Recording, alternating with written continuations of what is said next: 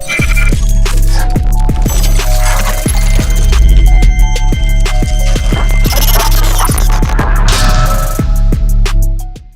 we're gonna try something new. Peace family, Chauncey, aka Ukarema, great man of God media, right back at you.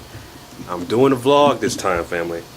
I want to take you guys on a journey in regards to the city of Miami Gardens and the lack of resources that we have and the resources that we need for the city. So I'm gonna take you on a quick journey.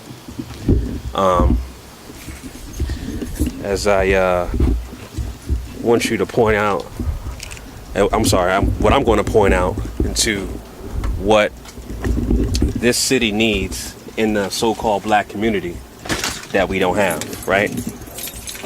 So what you're going to see a pattern, and I'm pretty sure it's like this in every so-called black community. Look at the car, man. Look at the car. It's 100 degrees, okay? 100 degrees out here. I gotta roll my windows down, and as you can see, my lens is fogging up. That's how hot it is right now. So it's hot. I got leather interior, so man, this is super hot out here. But yeah, this is the first vlog that I'm doing. Like I said, I'm bringing new content to the channel. This is one of the things I'm doing. I'm gonna show you guys our community, our so-called community that we have, in which we lack the resources, in which we lack businesses, black-owned businesses in our community, but yet everything else is at an all-time high. Crime is an all-time high. Gentrification is at an all-time high, right? The school system, okay, lacks resources that we have here. So it's a trickle-down effect of resources that we need for our so-called black community that we need to have resolved. So, like I said, I'm gonna take you guys on a quick journey regarding what we need, and I'm gonna show you guys some of the patterns that you'll see that's pretty prevalent amongst the so-called black community. All right, so I'll see you guys on the flip side of things. All right, I'm gonna show you guys a few things in Miami Gardens.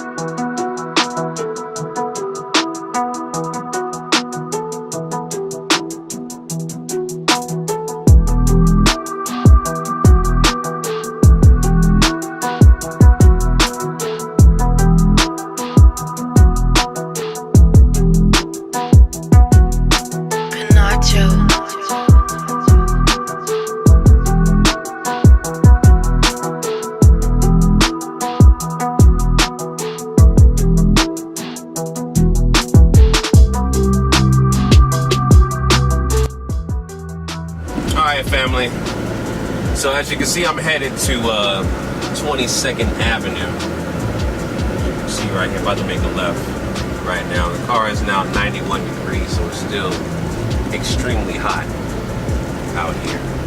So this is right here, as you can see, this is the projects. That restaurant right there on the left, that's a closed down restaurant. That's been closed for the past 6 years. It was a black owned restaurant, you know, now it's bank owned. So this is 22nd Avenue. As you can see, we just passed by two churches. Okay, here is a school, Beacon Hill School. All right, this particular area right here, this area, I used to live here in this particular area a while back.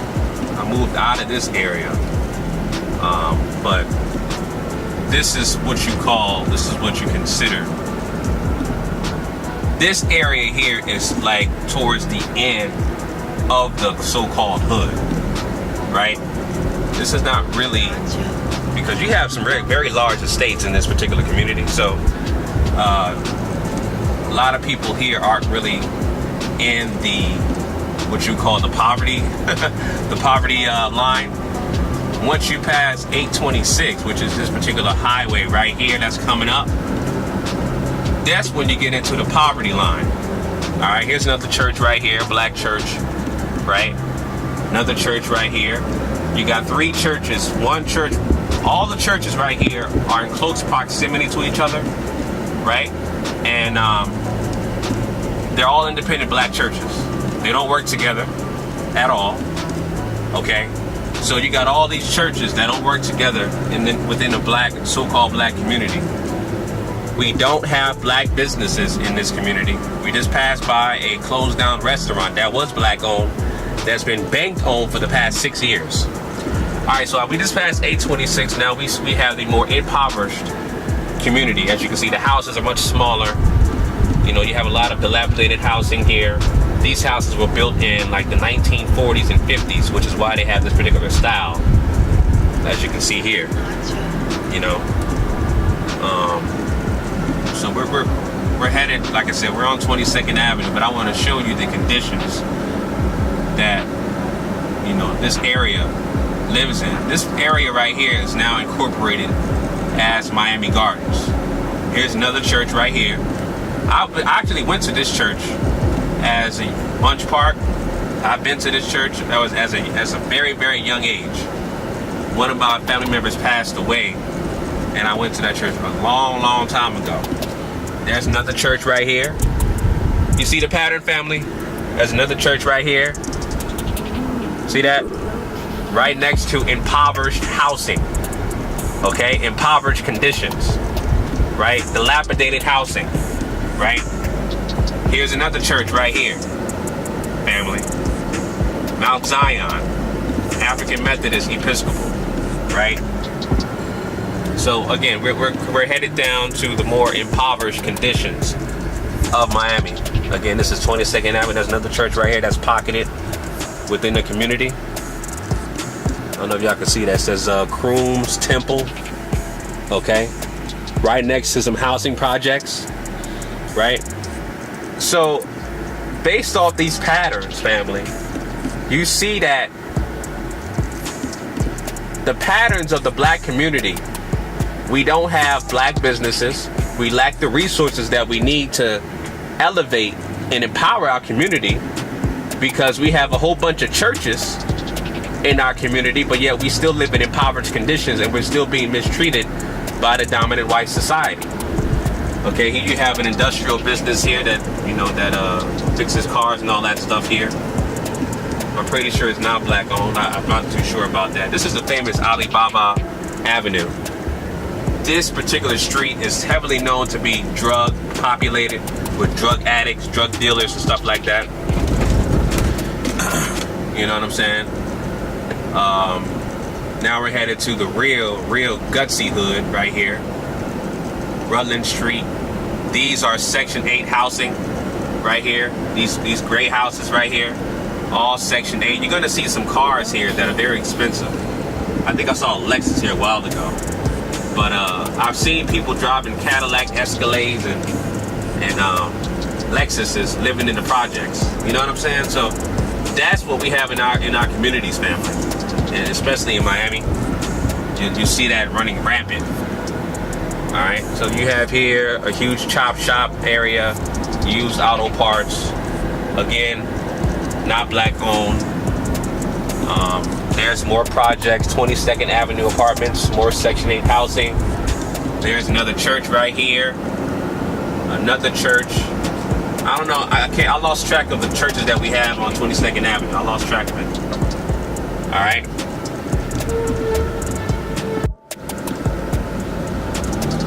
All right, we're coming up on another big church. This one is New Birth Baptist Church.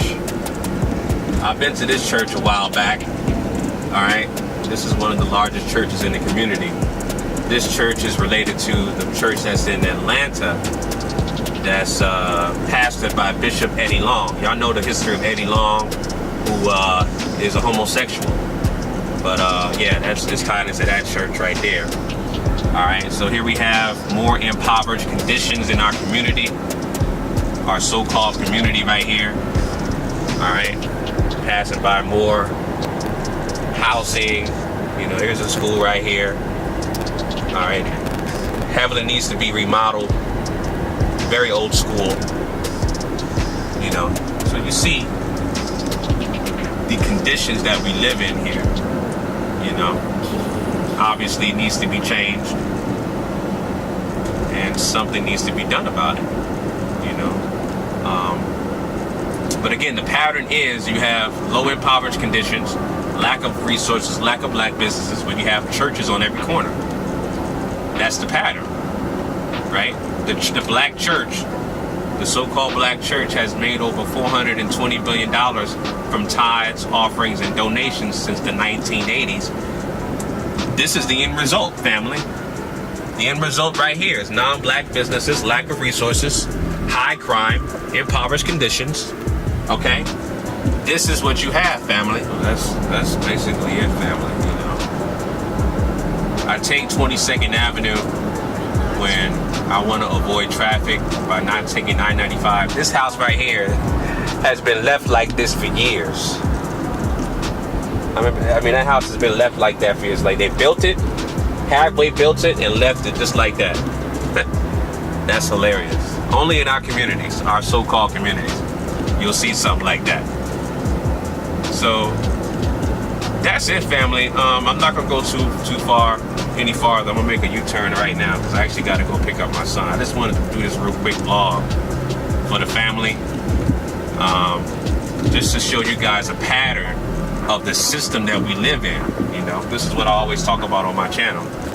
I talk about, you know, the biggest form of oppression that we have right now, which is racism, white supremacy, and it's a system. You know, it's a system that affects 9 areas of activity. That's economics, education, entertainment, labor, law, politics, religion, sex, and war.